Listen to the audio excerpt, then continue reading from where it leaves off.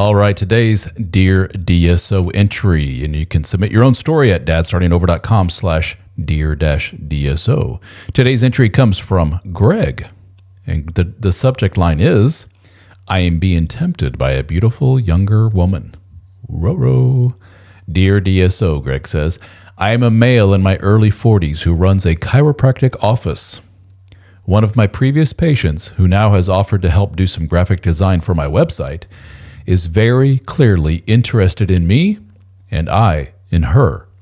She is in her early 30s and is stunningly beautiful, intelligent, well-read, and actually funny.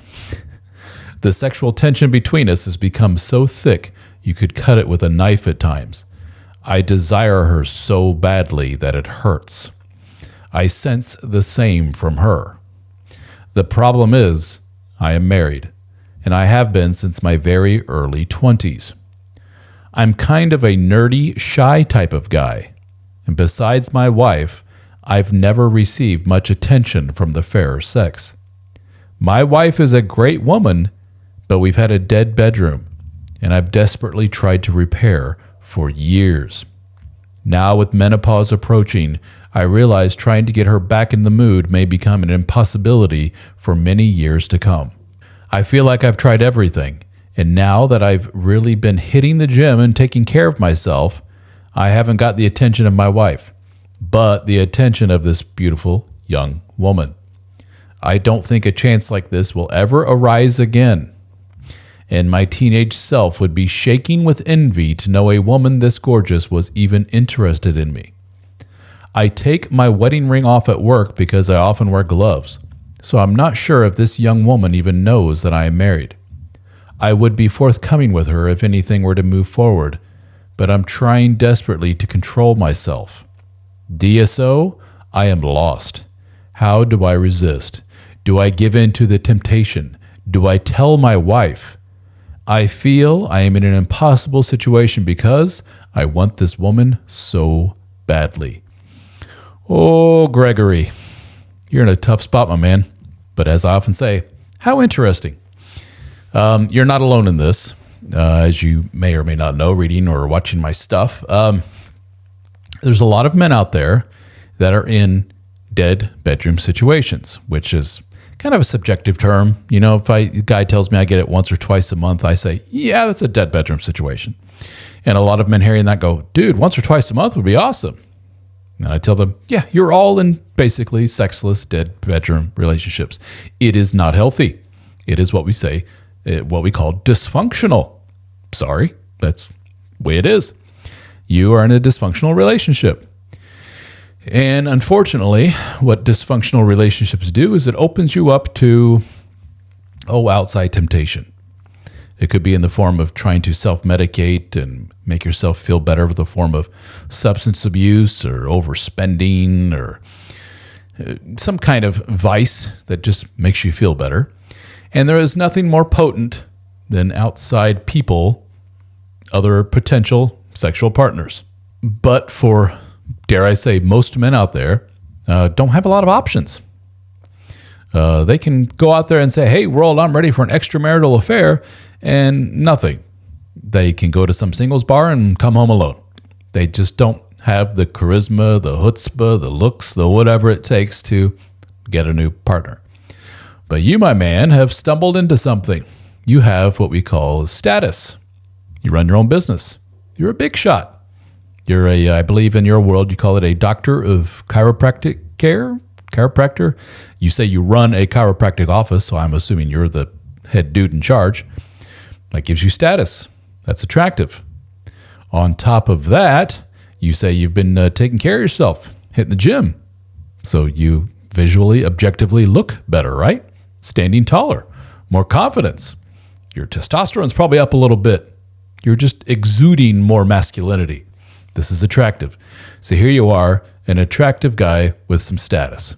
So yes, you're going to attract more women to you, just the way it is. Now, for men in your position, there are a lot of married men in your position who have some status and looks and so forth, but they have an overall healthy and, yes, sexual relationship with their wife.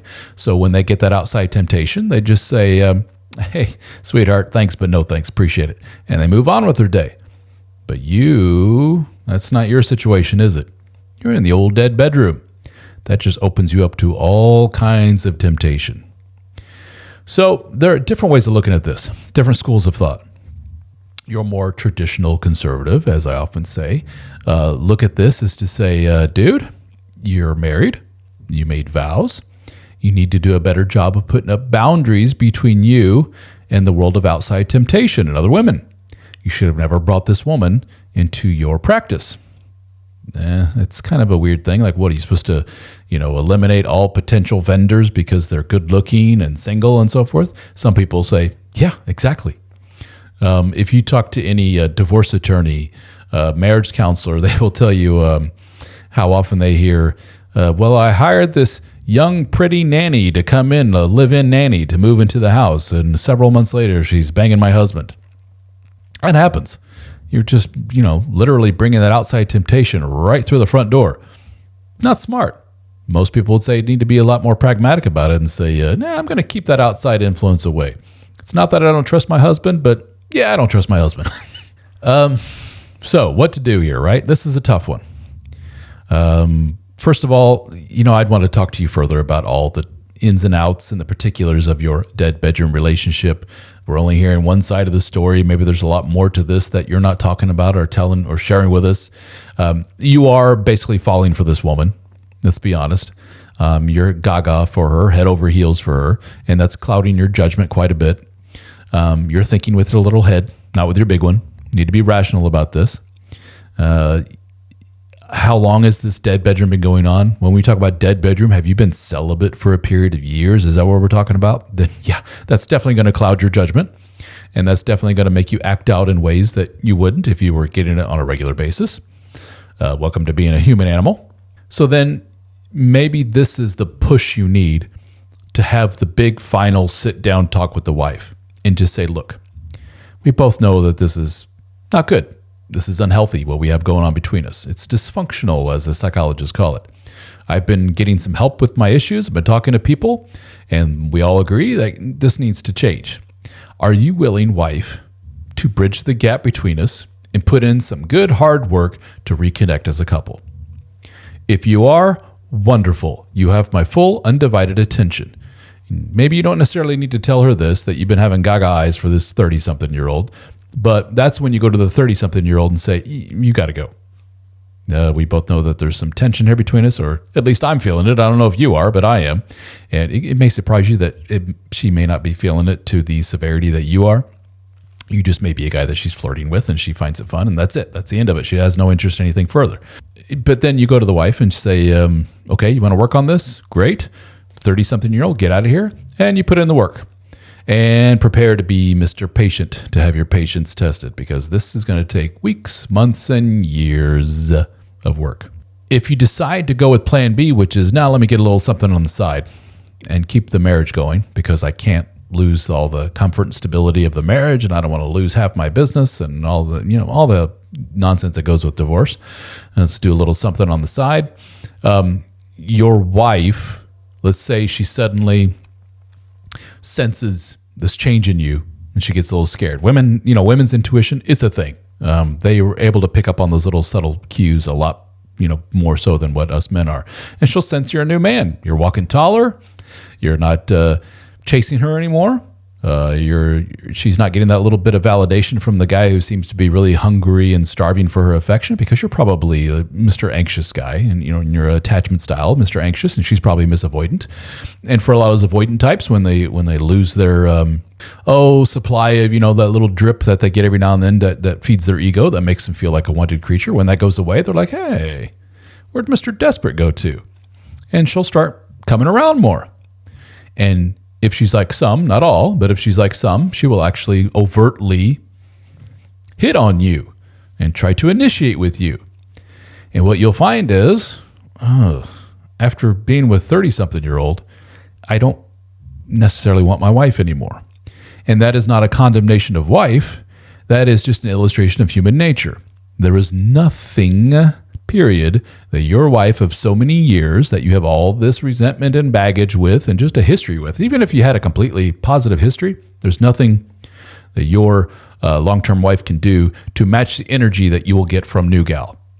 We are engineered as human beings to come to life with the new partner. There's science behind this. Our sex drive goes through the roof when we introduce a new partner. The refractory period, the period that men have between orgasms, shrinks down to nothing when we have a new partner. We may tell our wife, give me a day or two and I can go again. But with new partner, I'm ready. Let's go. 10 minutes later, let's go again. That nature has imprinted us with this. So you will feel the chemicals flowing through your brain. You will be madly in love with this woman, madly in lust with this woman. Everything will feel amazing. And then you'll look over to the wife and you'll be like, I don't think so.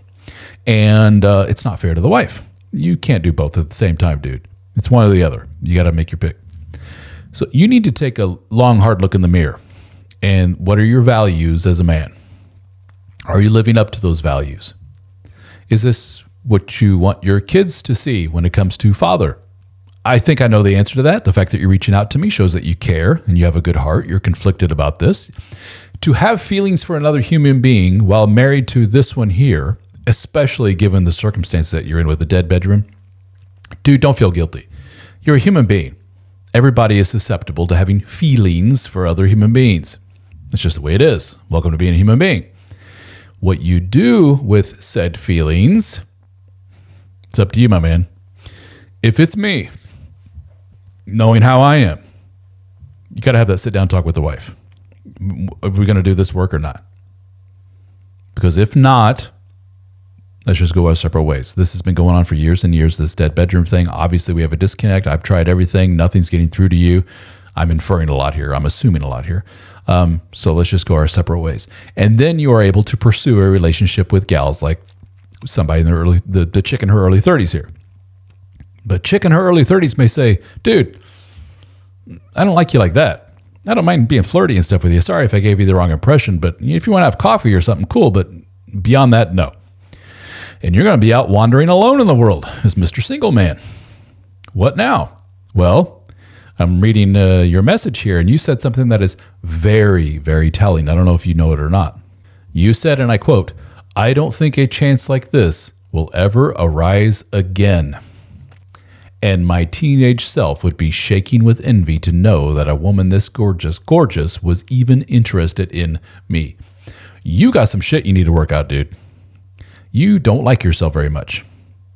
You don't think you have much value out there as a potential romantic partner to people. You're like, this is a prize that has dropped in my lap and it's never ever going to happen again. Dude, of course it'll happen again. You keep up with your Mr. High Status, looking good. You need to work on what's hip here more than anything. But you keep it up and you keep, increasing your value, if you will, if you want to look at it from a very pragmatic, cold point of view. There's going to be a lot of 30-somethings in your life from here on out. Trust me, okay? I know you're head over heels and falling in love for this woman, but she is not the one. That's a very unhealthy mindset to be in. I've heard guys on the internet call it one-itis, where this is the one, it's the only one, it's not healthy. It leads to a very codependent thing, and if you're an anxious guy, which it sounds like you may be, that just falls right in your wheelhouse into becoming, hyper-obsessed with this one, and it can be only one, and you're going to get your heart broken. No, you need to realize that this woman is illustrative of the fact that, I got what it takes. I'm not that bad after all. And you need to drop and work on and eventually drop a lot of this baggage that you have from your childhood. It sounds like, you're nerdy, shy guy, probably picked on, women treated you poorly or ignored you completely. Maybe boys picked on you, made you feel inferior. You need to work past that because that is coloring a lot of your perception with relationships later in life. Probably a big part of why you're in a dead bedroom with this woman and why you've hung on to a relationship that has been broken for so damn long. Maybe it's time to move on, dude. And maybe this 30-something gal is a sign from the universe showing you, dude, you'll be all right. So, Greg, thank you so much for your message, buddy. I appreciate it. Keep in touch. Check out our group, the DSO fraternity. You're not alone. If you're going to go off, on your own in life, or if you want to work on your marriage and, put your nose to the grindstone and put in the work, because that's what it's going to take, a lot of work. join our group. We have a lot of guys in your position. Either way, whichever way you go, dsofraternity.com, and join us. Live meetings. We get together in person. We have a private discussion forums, very, very active, where guys talk about this stuff 24/7 from around the world. So join us. All right, buddy. Best of luck.